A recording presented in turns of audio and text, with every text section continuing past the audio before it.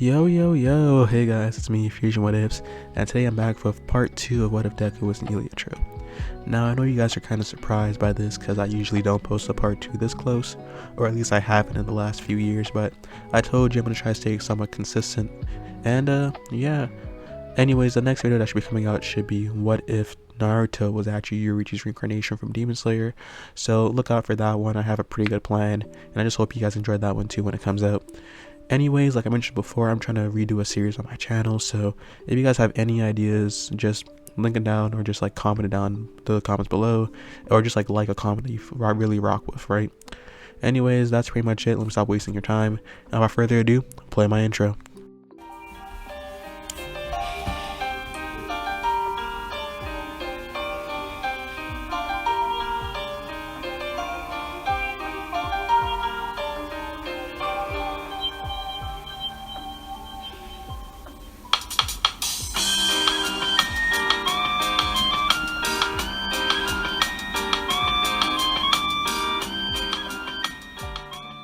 Alright, with that all done, let's get straight into it.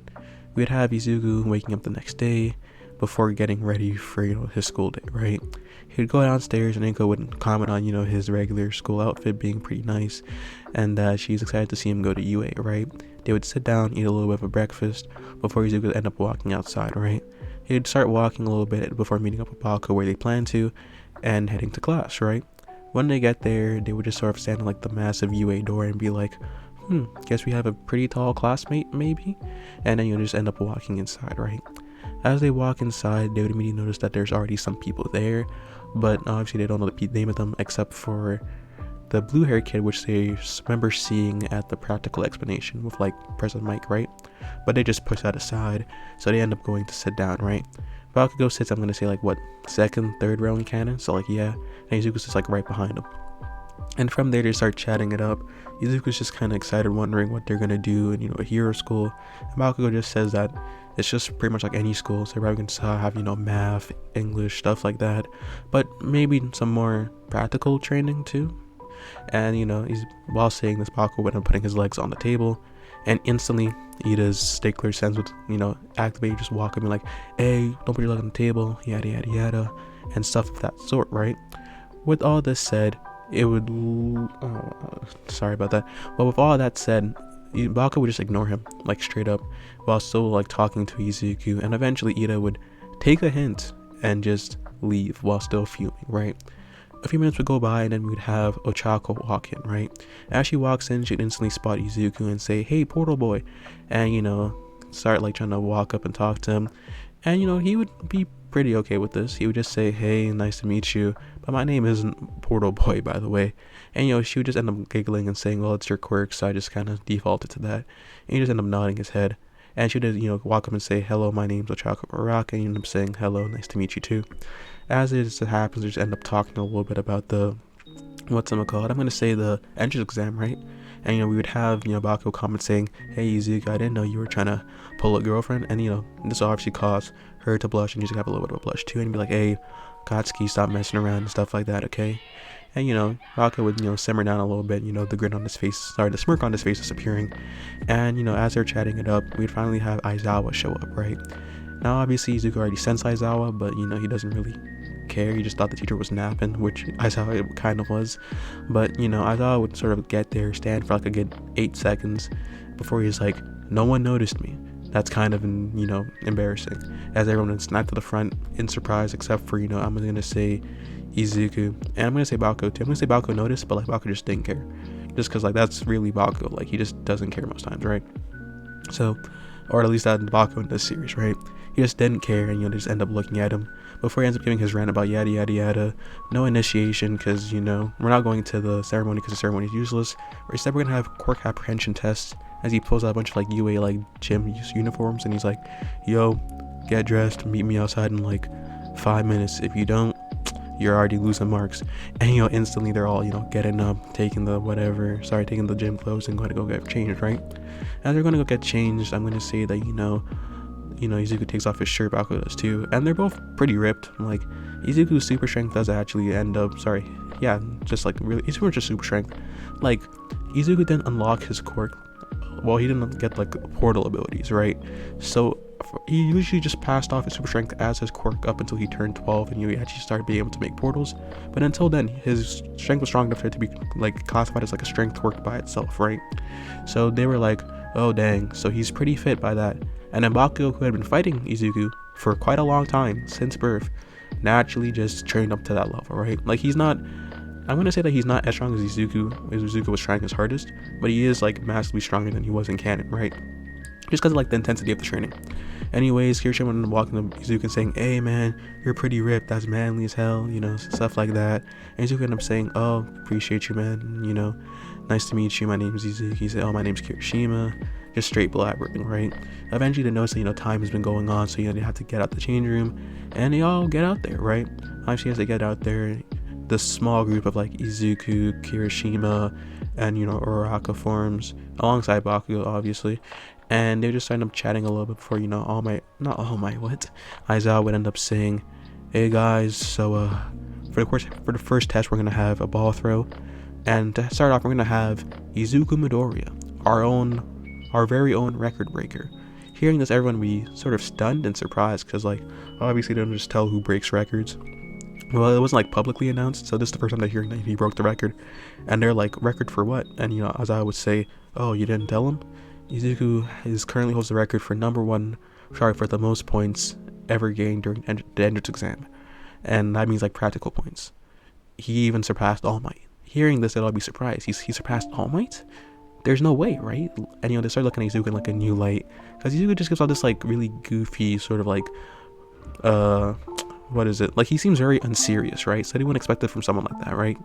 All Might kind of looks the same, but things like All Might's like built too, so they're like, oh well, he's a really strong man, obviously he can act however he wants to, which is that Izuku doesn't really give off the presence of somebody who's like extremely strong, right? So he's like, my bad for not telling you guys, scratches the back of his head, which is just like his hat realistically.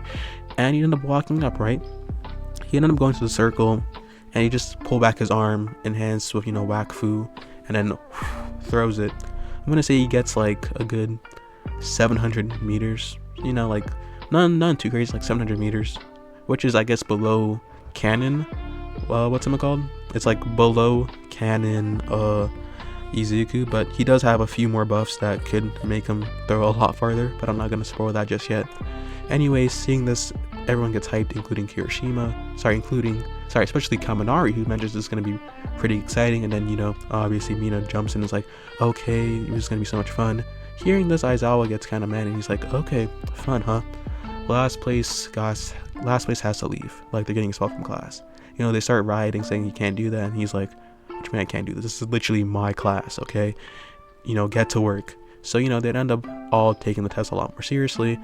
And I'm not gonna go through all of them, realistically, there's no point, but just in like simple terms, Izuku's like averaging first in most things, just because his quirk is like really versatile, and he has really high physical stats. Like if you have like a really good enhancement quirk for the quirk apprehension test, you just pretty much get first in everything, except if someone has a pretty cool gimmick. Like for example, even though I hate Mineta as a character, the fact that, you know, his like a sticky balls could be used to like bounce off at pretty high speeds means that him winning the side to side was actually expected, right?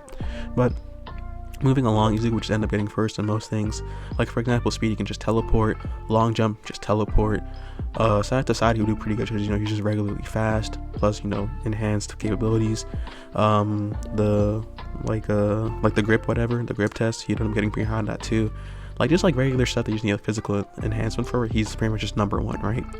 So after all that would happen, Aizawa would then call everyone back up, because I'm gonna say they did the ball throw last until, you know, going through with that, and he ended up saying that, hey, Midoriya, get over here. And, you know, everyone would be kind of surprised why, you know, Aizawa's voice kind of dipping, and then he'd say, you don't seem to be trying as hard, right? That's not what I like to see, okay? That's not what I want to see. So I'll give you one last chance. Try your hardest on this one, or I'm going to expel you, no matter what place you get, right? Hearing this, they're all like surprised and just like wondering what's up with this teacher. But then Izuku would just, you know, sort of like grin and say, challenge accepted. He'd walk up, and I'm going to say he creates two portals, right? Like right on top of each other, like two right on top of each other, right? And you just throw the like he's like, obviously he's going to use, you know, Wakfu enhancement to like throw it directly down at the ground, and it falls with the portal. and a person up in the other portal and just keeps on falling through, right? Sort of like an infinite loop, right? And as this happens, the ball would start speeding up till it hits terminal velocity. And because it's anime, I'm gonna say it hits terminal velocity of like 240 miles per hour, right? This is just like pure anime logic. This is like not even possible. Because like terminal velocity for like a baseball is like what, 90 meters?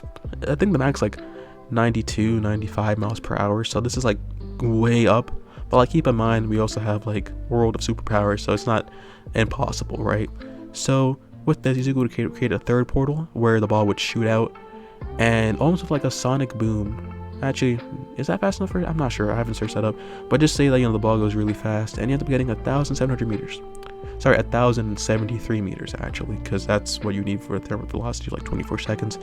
Don't worry about too much about that. But like, yeah, everyone's completely surprised. They weren't expecting, you know, this goofy looking kid to get 1,000 meters on the ball throw, and they also weren't expecting his quirk to be able to do that. And they also didn't even know what his quirk really was, because obviously they just thought he had, you know, enhanced strength, except for those who saw him at, you know, the battlefield, right? Or I guess like, you know, the combat area, right? Now after this, Aizawa would smile and say, now that's a hero, that's like a heroic score, right?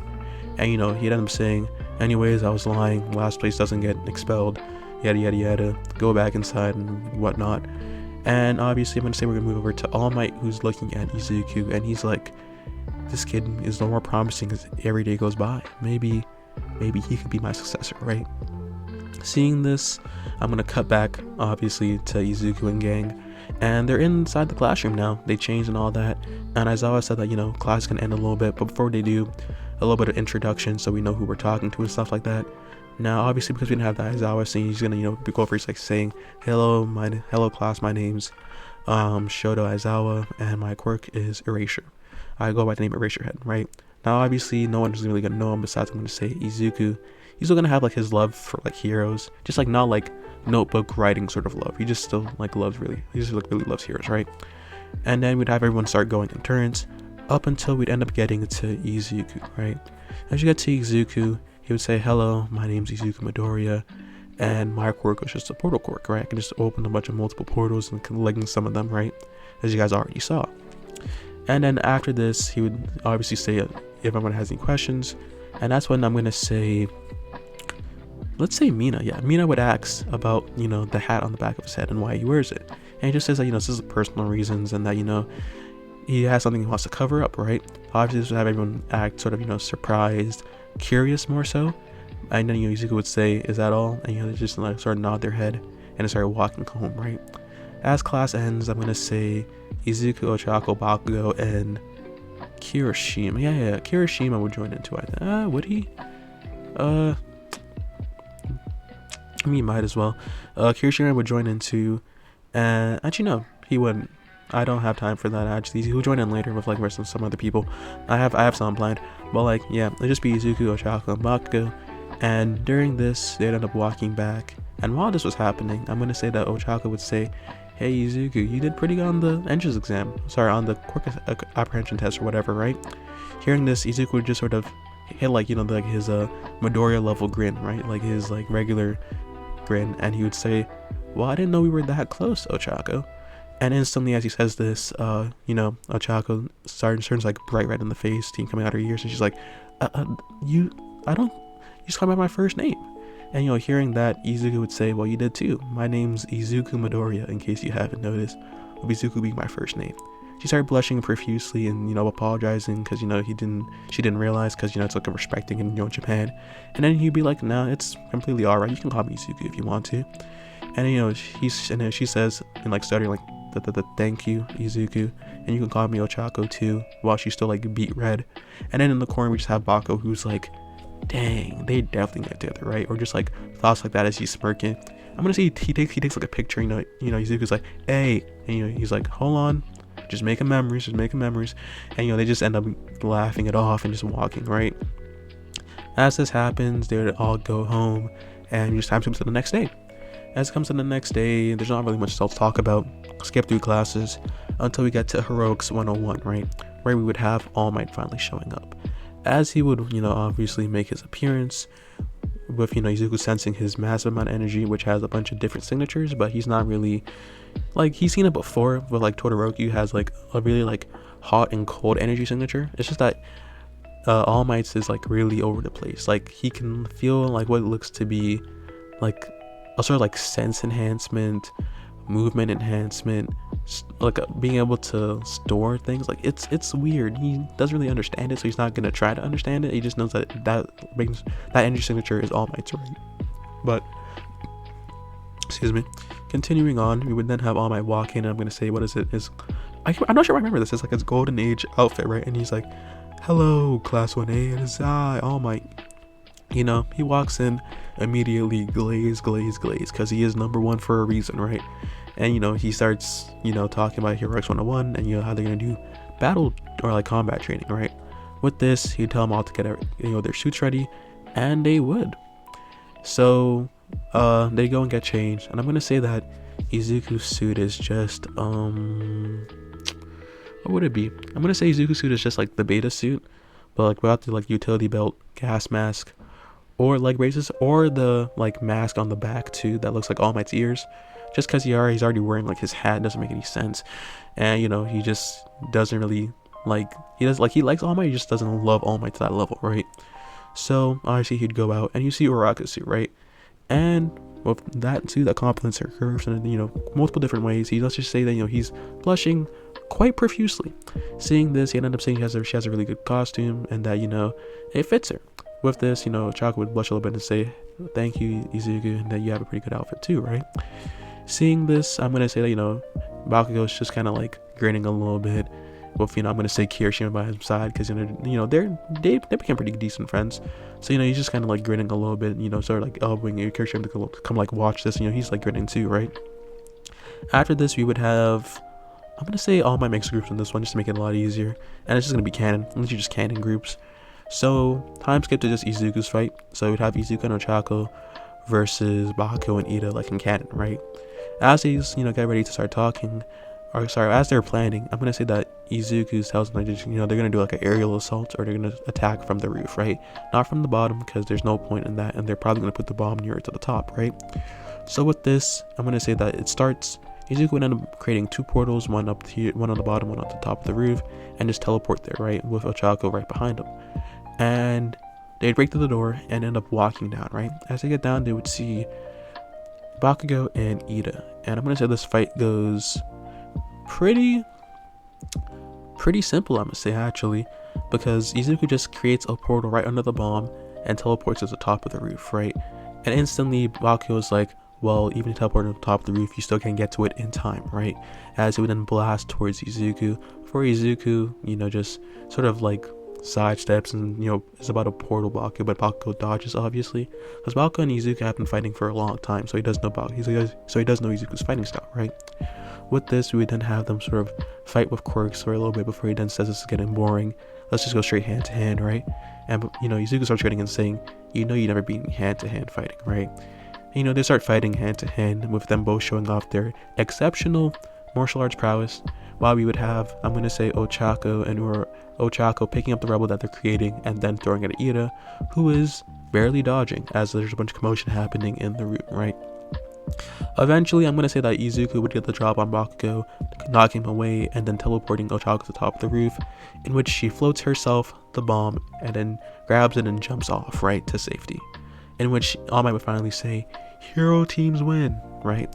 And then, after that, Bakugo would just have to get up and say, hey, it was a good try, I guess. Good stuff, Izuku. And, Izuku would say, nice fighting you again, Katsuki. Maybe it wasn't, a bomb that, you need to protect. This would be a better fight, right?